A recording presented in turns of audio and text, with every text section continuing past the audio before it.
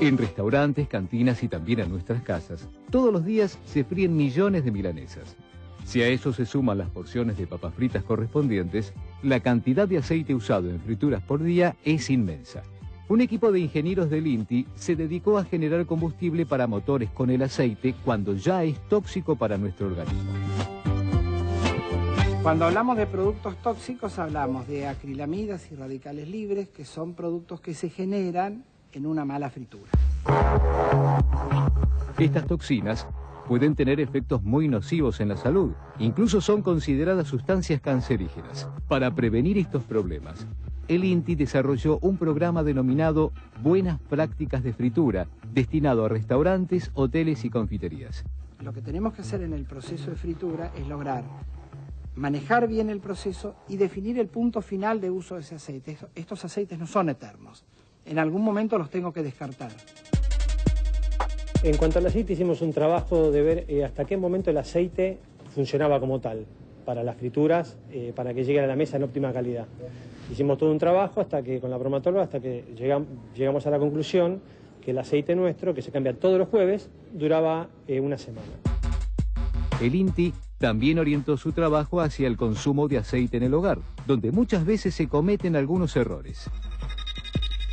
La utilización de un aceite viejo, la utilización a altas temperaturas.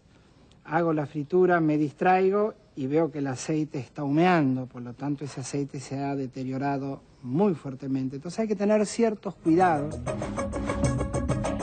Algunas recomendaciones para frituras. Descongelar los alimentos antes de freírlos. No consumir alimentos fritos muy dorados o quemados. Para reutilizar aceite, filtrarlo. Consumir solo si conserva su transparencia y brillo.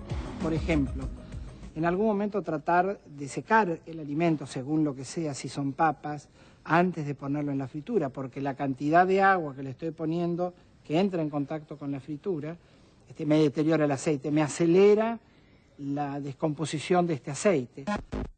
Además de mejorar las prácticas de fritura, en el INTI trabajan para reutilizar el aceite que también contamina el ambiente.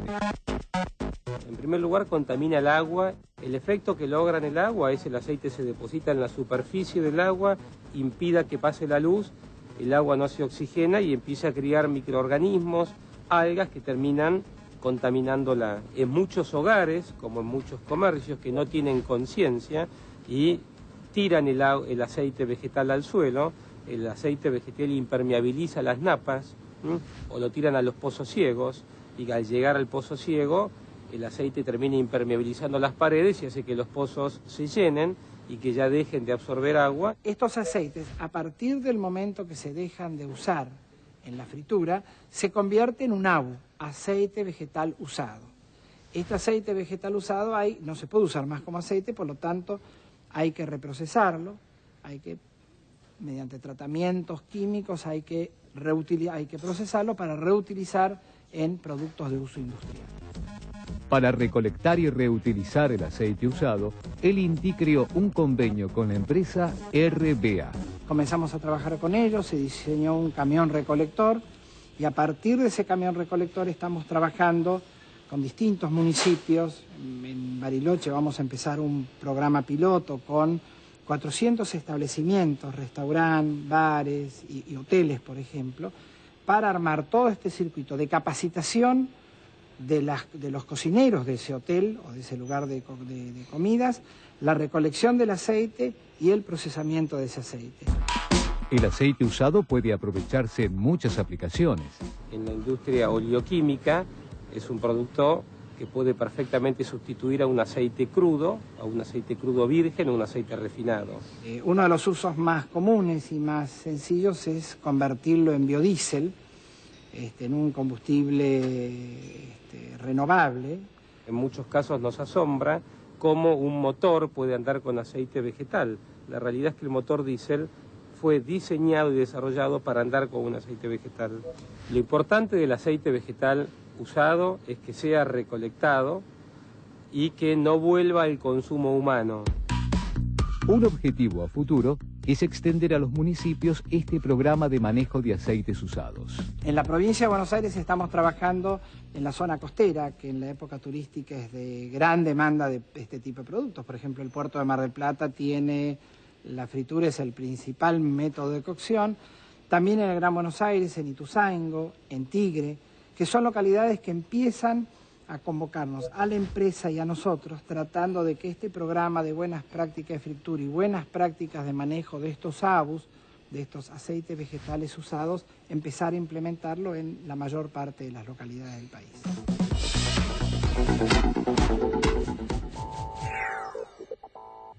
Vamos a hablar ahora con el ingeniero Aníbal Blanco.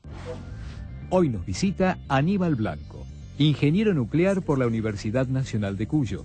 Trabaja en la División Física de Reactores Avanzados del Centro Atómico Bariloche. Docente del Instituto Balseiro. Le gusta cantar. Yo creo que la percepción que tiene la sociedad, me estoy arrogando algo que nadie me confirió, que es de percibir ciertas profesiones o ciertas disciplinas como muy complicadas. Por ejemplo, la neurocirugía, si alguien le dice a otra persona en una fiesta, yo soy neurocirujano, viste, ya trabajar con el cerebro, una persona que opera. Y un ingeniero nuclear como vos, también me dice, ingeniero nuclear, qué sé yo. ¿Qué hace un ingeniero nuclear? Un ingeniero nuclear es un ingeniero más que se dedica al desarrollo, a la investigación, al diseño, a la operación de sistemas nucleares. Algo que tenga que ver con la fisión del uranio, desde la investigación en la ciencia básica hasta la operación de una central nuclear, pasando por el diseño, el desarrollo y hasta la construcción de una central nuclear. Aníbal, cada vez que aparece la palabra nuclear, inmediatamente aparece la palabra uranio. O sea, casi están ligadas por definición.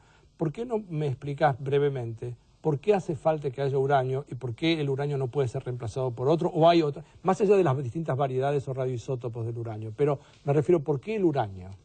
El uranio es el elemento natural que existe en la Tierra, que existe, tenemos uranio acá en esta agua, en muy pocas cantidades, no sería comercialmente posible sacar el uranio de ahí, pero tenemos en la Tierra, dentro nuestro, en cualquier material, cualquier palada de tierra de nuestra casa, sacamos uranio.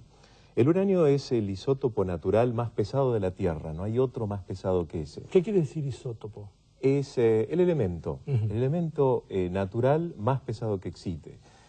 Es tan pesado que le sobran partículas, entonces de vez en cuando alguno de esos elementos tan pesados de la Tierra se parte solo, porque le sobra energía. Ese efecto de partirse es natural en los elementos muy pesados como el uranio. Uno anterior a él es el torio, y después mucho más abajo en el peso tenemos elementos pesados que son ya difíciles de partir. Entonces, tenemos dos elementos posibles de partirse, y al partirse ese núcleo de ese átomo tan pesado, ganamos energía. Ahí está el negocio. Hacer partir ese núcleo de uranio y aprovecharlo nosotros y diseñar un aparato que aproveche esa energía que estamos ganando al partir el uranio, al partir el átomo. El uranio es el elemento más fácil de manejar de estos dos, del torio y del uranio. O sea, en el momento que se parte, se libera energía y el objeto es tratar de capturar esa energía y después encapsularla, guardarla y usarla, supongo. Exacto. Hay una propiedad de esos elementos que al partirse, sus partículas que componen el núcleo están como más apretadas. Ajá. O sea que estaban más liberadas cuando estaban juntas y más apretadas cuando están separadas. Entonces, al nosotros separarlos con muy poquita energía, ellas nos brindan mucha más energía. En comparación, son alrededor de 10 millones de veces más energía que la liberación de una oxidación. Cuando nosotros respiramos y el oxígeno se comporta de alguna manera dentro nuestro, se combina químicamente, tiene un cambio de energía 10 millones de veces menos que la partición de un núcleo de uranio.